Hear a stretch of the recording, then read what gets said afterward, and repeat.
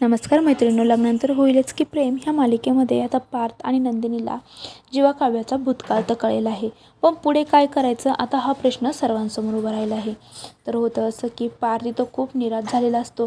पार्थचा आता प्रेमावरचा विश्वासच उडाला असतो. तो बाबांजवळ जातो आणि विक्रमच्या गळ्यात पडून खूप रडतो. विक्रम म्हणतो, शांत हो बाळा, आपण ही परिस्थिती नक्कीच हँडल करू आणि यातून बाहेर पडू. तर पार्थ विक्रम म्हणतो, कसं बाबा, कसं सांगा ना. आई मला नेहमी सांगायची लग्नानंतर होईलच की प्रेम, आणि त्याच विश्वासाने मी आत्तापर्यंत सर्व काही करत आलो.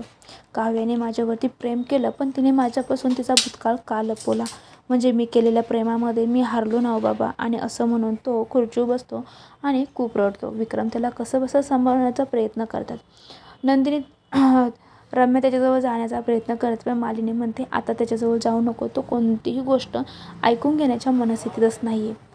तर इकडे आता स्टेजवरती जीवा नंदिनीची माफी मागत असतो. तो म्हणत असतो, तू जसं सांगन तसं मी करेन, पण प्लीज तू माझ्यावरती रागवू नको.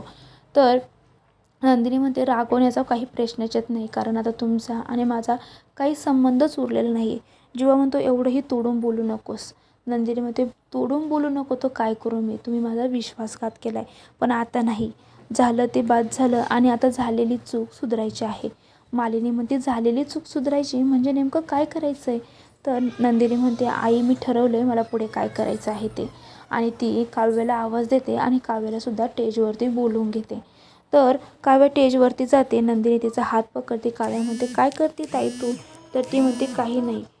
तर काही नाही म्हणत ती काव्याचा हात पुढे घेते आणि जीवाचा आणि काव्याचा हात एकमेकांच्या हातावरती ठेवते आणि म्हणते, जे दोघंजणं प्रेम करत होते त्यांच्या प्रेमामध्ये आम्ही का आडवं यायचं?